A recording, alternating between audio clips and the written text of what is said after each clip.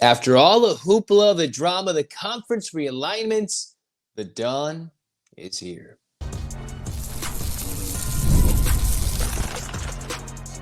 You are Locked On UCLA, your daily podcast on the UCLA Bruins. Part of the Locked On Podcast Network, your team every day.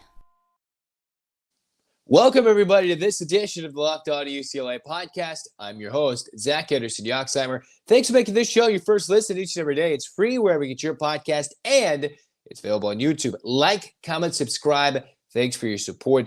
This episode is brought to you by Gametime. Download an account, get the app, make an account, get $20 off your first purchase. Terms apply using the code LOCKEDONCollege. You're going to want to get those tickets because Big Ten season is here, right? You're going to have the likes of Big Ten games just around the corner. It's ridiculous. And all of a sudden, after all the talk, after many other dominoes have fallen, it is here, right? Now, UCLA going to the Big Ten has been heavily debated. It's been heavily talked about. It's been made fun of. It's been said it will be the worst thing to happen to UCLA.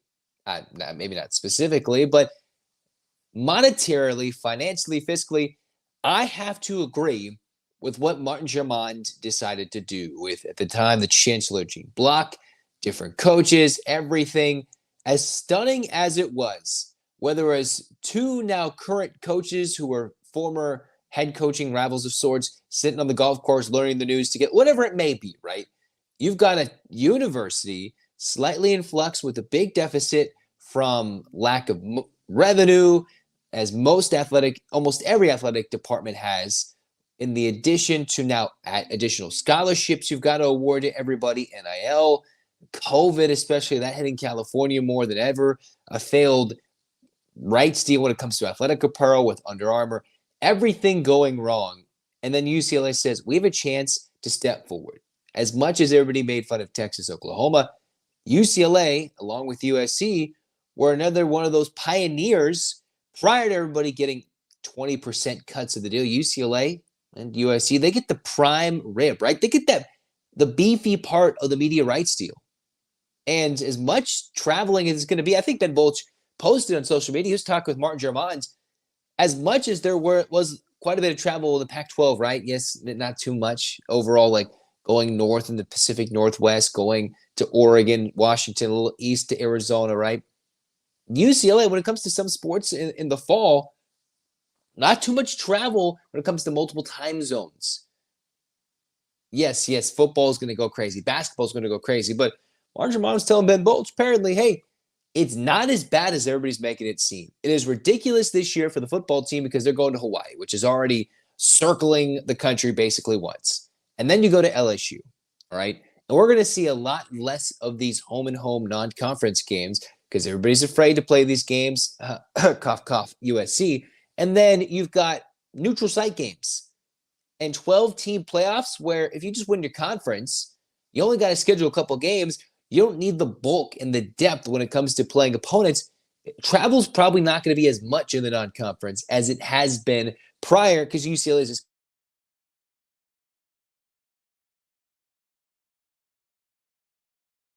that is what's going to happen for UCLA football. All right, basketball is going to stay on the West Coast, and they've got West Coast rivals. Same thing for USC. They don't got to go that far. They can go play Stanford. They can go play Cal. They can go to Colorado, Utah, whatever it may be to get those big-time games. The dawn is here, and UCLA stuck their toe in first, then went deep into the deep end and made the big move. All right? As crazy as it is, the new day and age, it was the right move. As frustrated as I was and I am to see the true death of the real Pac-10, 8, Pac-12 as we know it, this is a day and age where you've got to take action. And UCLA took action, right? Now, as comedic, or some might say tragic that it was when it came to Deshaun Foster failing in the Big Ten media day, no, it's okay. We all know what Deshaun Foster brings to the table. It's a new day and age, in a new day and age of recruiting, more exposure, right? You look at the first day of Big Ten network programming with all the 4 universities joining the conference, UCLA is going to have a prime 3-hour slot, right? And a classic, 2 games where it's UCLA classics. SC, Washington, Oregon, they're going to have their own same thing, all right? They're going to have their same thing, getting prime real estate, prime television to showcase to the Midwest, hey, look at these big moments. And for UCLA, hey, look at the Rose Bowl. Look at these amazing venues you can come to and help sell out our events because they have had trouble getting to the Rose Bowl in the past and other events. It'll be packed out events. People in the beginning will be as excited as they could ever be to get to Southern California to escape their miserable weather. And it's still getting weird with all the weather patterns changing. Okay, but still, it's pretty gorgeous to be in Southern California in the fall, as opposed to icy winters elsewhere in the Midwest. And for UCLA, they're going to get prime time television, right? They're going to be one of the first teams on the Big Ten network. A network, mind you, that you can actually see, not the Pac-12 network, where you needed some subscription to a thing that took a whole thing. Remember, Time Warner Cable could never sell off the rights, and then it became Spectrum, and nobody ever made a deal. DirecTV never got it. And all these other networks, they never got it. Whatever TV thing you use or streaming service, you never really had it. And now you're watching everything on 20 different streaming services, and the Big Ten is going to be there to watch it. You can watch it on, they got the big chunk of games on networks that used to carry other teams, other things, right? The CBS used to always have the SEC. It's completely flip-flopped. The exposure for UCLA is next level. Deshaun Foster has made it his thing, and even Chip Kelly tried to make it a thing, going after Big Ten Midwest recruits. You can go do that now, right? UCLA was losing the battle, but now they can go nationwide more consistently to get those guys that want to play out west, and their road games are much closer to home than the UCLA home games are. And when you're coming west, hey, that's not a bad trip for a family to make out once or twice a year. You look at Mick Cronin. He's going across the globe, literally, in addition to across the country, to steal the best players in the portal across the country. It's here, right? And other sports are going to see a jump, right? The Pac-12 was significantly competitive when it came to softball. Big Ten ain't the same. It just ain't the same. You can argue about the top heaviness of some of the main sports, but you're going to see women's basketball primed for a big-time rivalry with the school that's just literally around the corner in USC, right? That's their biggest rival in Big Ten play in women's basketball coming up. And now you're going to have to go through some behemoths in football, which have always started and usually ended with Ohio State, Michigan, and sometimes some other Big Ten schools. But UCLA has made the move for the future, and it's here, right? The future is here with Deshaun Foster. They had to make that move. Even though they took forever to make it, they made it. They have Mick Cronin, who went from international recruits, who went to transfer portal, NIL. UCLA is pushing the envelope, all right? Now, we're going to see where all this conference realignment takes us in 10, 15 years. And if we realize we screwed this up.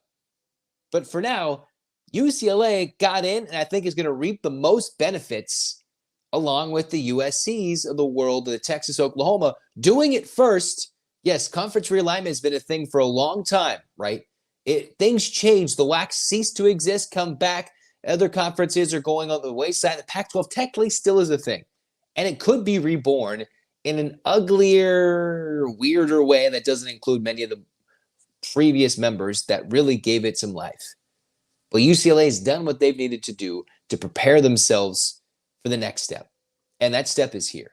Now, we see and we enjoy the drama and everything in between. The super conference era, if it already wasn't here with Power 5, Power 6, has turned into Power 5 or Power 4 basketball or football. And the rich are getting richer and the poor are getting poorer in college sports. But still, the athletes are benefiting from NIL, from being paid to play soon, right? And then it increases scholarships. You can go anywhere and pretty much getting scholarships. You could see that affecting lots of athletic departments. But I think UCLA, even though they're a public UC, they're going to struggle at sometimes in certain aspects competing with the other things. The media rights deal is going to bring in a heavy chunk of change despite the added, travel schedule, flights, the, tutors and student athlete nutrition, all the additional add-ons is only going to benefit UCLA as a whole. The Don is here in the Big Ten day and age. Wow, man, it's crazy. That Big Ten patch, it's on everything now, basically. And, man, the places you'll go. The things we'll see and the crazy things we'll enjoy and be sad about will be completely different. It's the right move. Just a new day and age in college sports. Next, we're talking the Big Ten news, little fall camp news as well for UCLA football, men's basketball, because the Big Ten announced where the Big Ten conference tournaments will be played in years to come. All that and more on our news and notes segment of Locked On UCLA.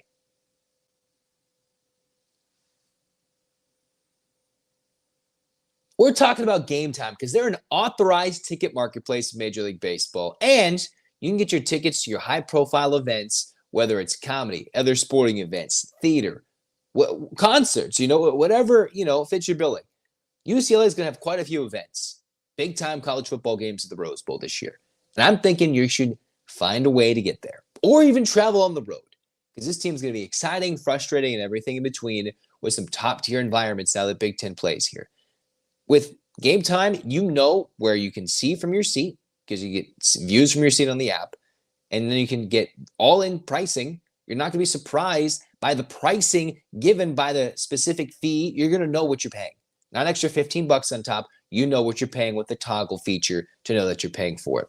And last-minute deals up to 60% off buying last-minute tickets, which we know as Angelinos, we love to do that at the very last moment and show up at the last moment too.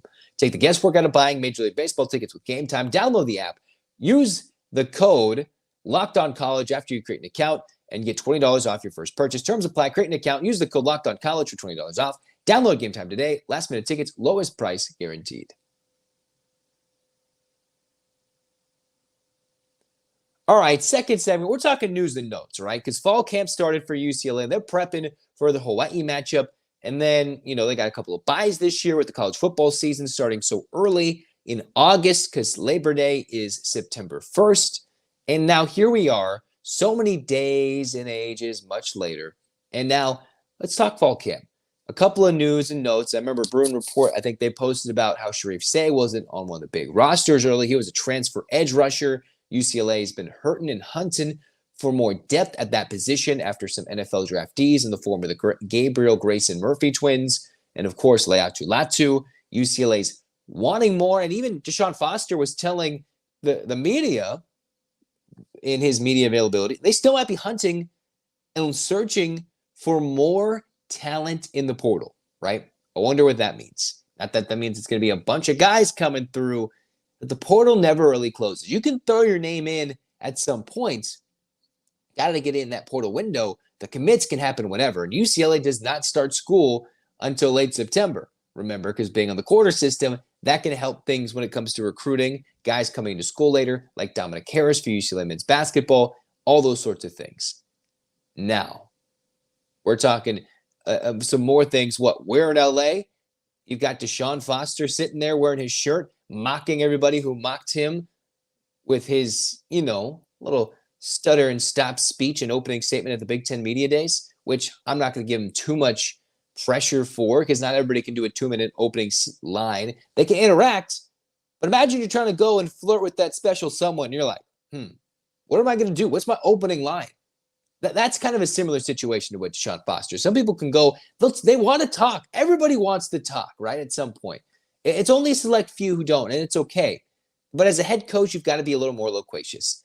And Deshaun Foster's proven to be friendlier, nicer. And I guess, speaking from people who have journalism degrees, that doesn't always mean the best of things. You don't always want to be nice and cushy with the coach or your source or the politicians or whoever you're trying to make the focus of what you're covering, right? Whether it's a theme park, roller coaster, you don't always want to be cushy. You want to get your sources and your resources and finding ways to get information. But Deshaun Foster has made it so much easier to get information than Chip Kelly did when it came to closed practices. UCLA fall camp is open a couple of times. They're trying to make it into a mini carnival, like UCLA had a Friday night carnival spring practice that brought a lot of people. Spring football game and practice at the Rose Bowl. That should be a thing continually. Get the eyes open to guys. And what's funny is there's a lot of veterans on this team. They're probably going to have a lot of spots won and earned by the time they come watch practice. Veteran offensive defensive coordinators. Not a lot to hide for Deshaun Foster. The results will speak on the field when we see the physicality of this team showcased against Hawaii, LSU, Indiana, not in that order.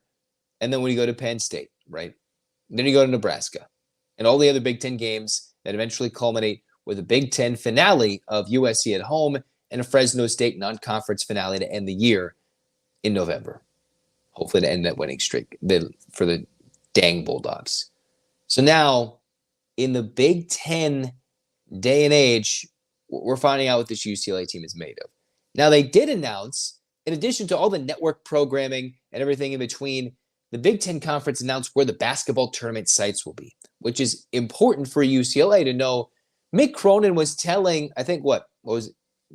John Rothstein in the podcast, how his biggest worry is not necessarily the travel. I think that's what he was saying, right? He was mentioning, I think, John Rothstein. It was the travel after the regular season finale to go from wherever they are, because they haven't released the official regular season finale, to go to Indianapolis, go back to Los Angeles, and then fly somewhere else for your opening weekend of term. That's so much travel.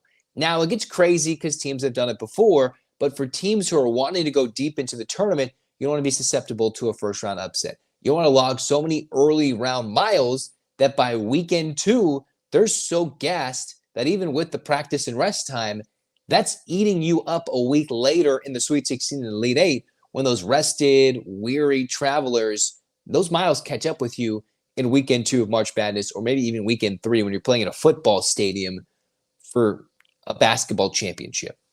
Now, let's get back to the Big Ten Conference. The first tournament is going to be in Indianapolis, Gainbridge Fieldhouse. The first 2 for both the men and for the men are going to be in Indianapolis. The women will also share the same facility, but a week earlier. Now, where we're looking at for the tournaments, the women are going to play in Indianapolis, twice. The men are going to play in Indianapolis. Then they're going to go to the United Center, home of the Bulls, in Chicago. All right. You didn't want to get your big city on. Makes it a little easier for UCLA getting to Chicago. And then the women get their first crack at Las Vegas, right? That is a nod towards the West Coast schools. So they're going to go a little further west, just a little bit, until they get to Vegas. And that's going to help UCLA in 2027. Now, we're not going to see the current players there, right? They're not going to see the Bats or the Joneses of the world. Or if you look at the men, by the time they get to Vegas, it'll be 2028. You're not going to see the likes of Kobe Johnson, Stefanovic, Dylan Andrews, barring 20 billion redshirt years. But that's how it's going to move around, right? The big hub normally for the Big Ten stuff, like the media days and everything, has been Indianapolis. The Big Ten tournament on the men's side has been hosted 14 times in Indianapolis. And now they're looking to find where the women's tournament has also been hosted in Indianapolis 27 times. Parity, quite a bit, but now there's 18 teams to play with. 15 teams make the conference tournament. So that is a lot of hotel rooms. That's a lot of traveling. They're going to big hubs. And I'm sad they're not coming to Los Angeles to go play in the Intuit Dome. They couldn't make it happen. But that's just a big chunk of change during March when West Coast teams want to have their home games with the Clippers or with the Lakers, if you're thinking about crypto.com. All right. That shows the Big Ten moving west. They have that in their foresight, right? They're looking forward with the newer commissioner, right? They've already switched commissioners, new teams coming in. There's a lot of change happening specifically in the Big Ten. In addition to UCLA, SC, Washington, Oregon coming in the conference, it's how do we engage in this divisionless conference? How do we go with the 1-2 football championship? Where do we host the conference tournament championship? Because as much as Indiana's going to complain, we wanted Indianapolis, right? We don't want to go that far from Assembly Hall. And then other teams, we don't want to go that far from Champaign, Illinois. Or you're thinking if you're in New York and you're Rutgers or the New Jersey area, or if you're Maryland, wherever you're playing from, and you're flying west, why do we want to go to Vegas? Even though almost every conference tournament is being hosted in Vegas nowadays, other than the Pac-12 tournament, because that doesn't exist anymore. Okay? Now, I think that's a nod and some respect to the UCLA side of things because they've dominated West Coast basketball. Now, you're going to point to numbers, recent, modern, all right. But because of what UCLA has done, you have to throw things out west. Now, I'm not sure they're going to get the same love college football-wise because it's one game, you bring 2 teams, and they'll probably show up, although you can get maybe a little bit of love in Vegas and get some Midwest teams to go to Vegas. However, I do think that with basketball, you got to shift a little bit. Give UCLA some love, which is what they're doing here by bringing the Big Ten tournament out west. More respect, more love, and it's going to be a fun beginning of the year.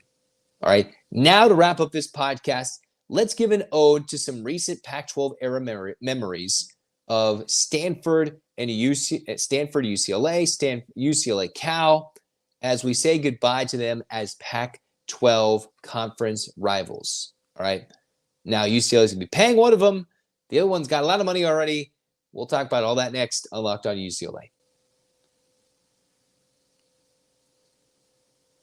Passion, drive, and patience. The formula for winning championships is also what keeps your ride or die alive. eBay Motors is everything you need to maintain your vehicle and level it up to peak performance. Superchargers, roof racks, exhaust kits, and more. Whether you're into speed, power, or style, eBay Motors has got you covered with over 120 million plus parts for your number one ride or die. You'll always find exactly what you're looking for. With eBay Guaranteed Fit, your part is guaranteed to fit your ride every time or your money back. Because with eBay Motors, you're burning rubber, not cash. With all the parts you want at the prices you need, it's easy to make the car your MVP and bring home huge wins. Keep your ride or die alive at ebaymotors.com. Eligible items only. Exclusions apply. eBay Guaranteed Fit only available to U.S. customers. All right, cruising on here at Locked On UCLA. Zach with you guys, wrapping things up. Now, there's been long, storied history between UCLA Stanford, UCLA Cal, and that is getting disrupted with the move to the Big Ten. While Stanford and Cal wondering what to do, Stanford was able to think about potentially being an independent. Cal, a little less so. They need to find a home. They're not stuck like the Oregon States of the world, the Washington States of the world. They're brand names, big-time universities, top-tier educational places too, but they eventually found a home in the ACC. Now, it's a little less of a fit than UCLA is in the Big Ten. More travel for the Cardinal, for the Golden Bears.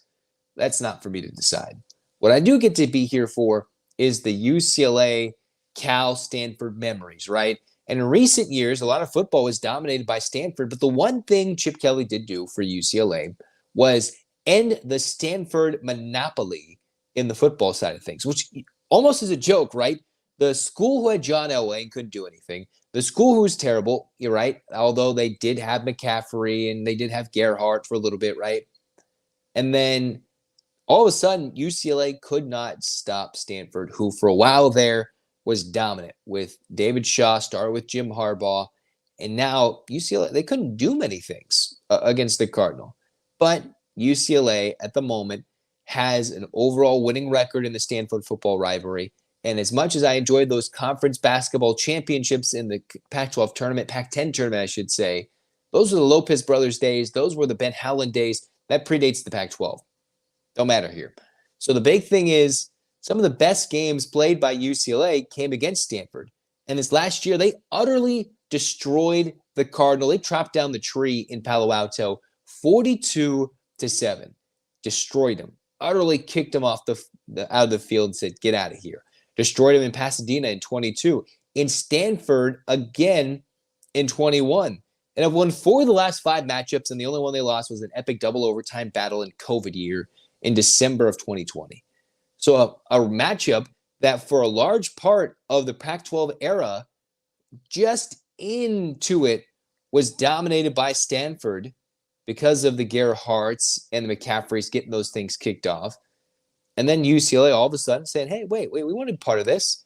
And finally, they were able to knock it off. So my big thing is ending what was that disaster of not beating Stanford. Now, remember, UCLA and Stanford teed off and battled and had a big meeting on the football field at the Pac-12 championship in 2012. Brett Hundley, you've got some fun battles against Stanford, which have led to some follies trying to compete for a Pac-12 championship berth and a South Division title. Stanford did spoil one of those bad boys. UCLA, they had a big time battle. So I think my biggest memories have been gridiron battles, some high scoring affairs from the team on the farm and your lovely Bruins. But kicking the crap out of Stanford these last 4 to 5 years, since 2019, Chip Kelly has reversed that. Now Stanford has completely gone downhill. It's different. They're going after new things with Troy Taylor, no longer conference rivals. David Shaw was seen by yours truly at UCLA football games because his son's on the team, right? His son is literally on the UCLA team.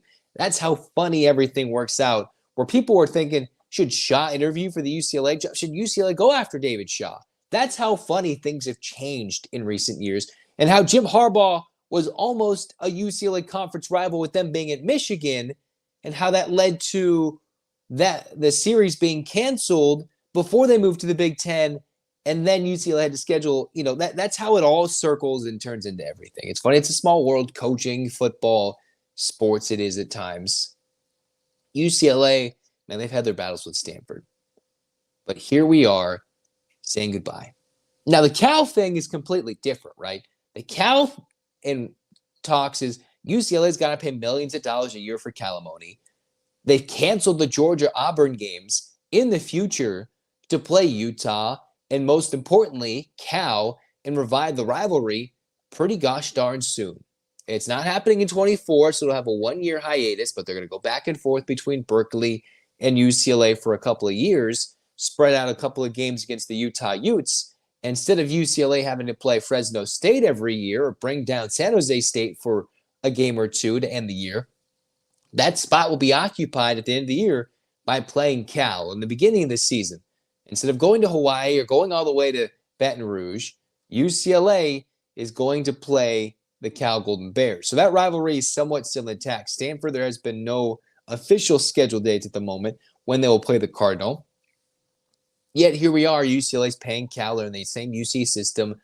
They're still going to be punching upwards or downwards. Whatever you think, who is the flagship university? Is it Berkeley? Is it UCLA? Those are debates for a while. Well, we know who's the number one public university, who's got the athletic branding, and who knows what Cal stands for. If it's Berkeley, California, UC, is it a state? We all think UCLA. All right, so get your nonsense out of here, Cal fans. All right, you take your win. UCLA, I remember the Kevin Love game when the year where the UCLA Bruins were down a big in the final minute, came back in a miracle bucket with Josh Shipp making a big over-the-backboard shot to win that game. Not Pac-12 era, still got memory in me. Fun stuff, fun times for UCLA and Cal over the years, right? Not as much in-depth as we got with those Pac-12 rivals you're never going to see again. But Stanford, we're going to see them again, right? Heck, even UCLA and Stanford ended the year as the last athletic event contested for UCLA. It was UCLA-Stanford. Last ever Pac-12 battle in the Women's College World Series. That's how it ended this athletic year. Only fitting that the two teams with the most national championships in the NCAA, that's how UCLA's Pac-12 badge years, membership years, ended against the Pac-12 team. Even though they didn't win, that is how it ended. It came down to the bitter ends. And the many battles and the changing of the guard with Pac-12 women's basketball going from a one-team battle for a lot of years. It was Tara Vanderveer and Stanford. And then all the Pac-12 women's basketball getting good. All right? So here we are seeing a complete different age of college basketball when Stanford was taking their grad transfers. Cal trying to do their best to bring in fans. But here we are with UCLA not even playing those schools, especially Stanford. Cal, they're coming in pretty soon. Basketball, Cronin's probably going to want to play Arizona more and Gonzaga more. Although a nostalgia matchup against those two will be, you'll see an empty gym and UCLA will go play in it. All right? So we miss you, Cal. We miss you, Stanford. We'll see you soon, Cal. Stanford, we wait till sometime. There'll be a lot of rivalries in the volleyballs, the men's volleyball specifically, in the water polos, some other sports. We're going to see a bunch of those rivalries still intact. But for some football, men's basketball, women's basketball, not happening at the moment in this next year. And we're sad to see it. As coaches come and go, rivalries come and go, it'll happen soon. And they might even be in the same conference within a decade, 15, 20 years, when we realize Big Ten and ACC didn't play out. Or at least Stanford and Cal in the ACC is a little awkward and weird and too much travel. Maybe they join the Big Ten at a lesser price. Or then the West Coast schools say, hey, this was kind of dumb. Let's kind of go back to a Western regional thing. We'll find out. And that's why you got to stick here with Locked On UCLA and find out together on this pod. Like, comment, download, review, subscribe. Thanks for your supports. I'm your host, Zach, saying let's get your hands up. 8 clap time, baby. And 1, 2, 3, 4, 5, 6, 7, 8. UCLA. UCLA. Fight, fight, fight. This has been Locked On UCLA. Zach signing off. Go Bruins.